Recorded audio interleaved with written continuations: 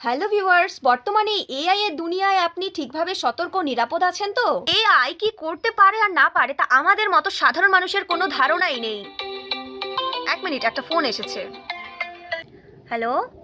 Hello মৌ, আমার কিছু টাকা চাই। এখন আমি বড্ড বড় বিপদে পড়ে গেছি, প্লিজ। কে? আমি তো দিদি বলছি। নাম্বারটা কার? এসব প্রশ্নের উত্তর আমি তোকে পরে দিচ্ছি, বাট আমার এক্ষুনি টাকাটা না হলে অনেক বড় বিপদ হয়ে যাবে। আমাকে প্লিজ টাকা দেওয়ার চেষ্টা কর। টাকা? কিন্তু কত টাকা? 50,000 টাকা ব্যাস, আর না। এসব কি, মানে কিছু বুঝতে পারছি না কেন? প্লিজ চেষ্টা কর, দেখ না পারবি তুই, আমি জানি তুই পারবি, দেখ না চেষ্টা কর না প্লিজ, না হলে অনেক বড় ক্ষতি হয়ে যাবে আমার। বোঝার চেষ্টা কর, আমি তো বুঝতে পারছি না কি হয়েছে।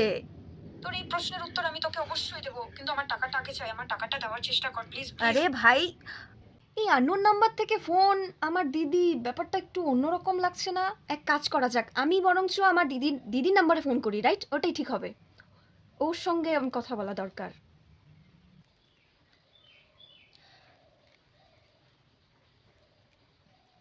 হ্যালো দিদি। হ্যাঁ মৌ বল। তুই কই?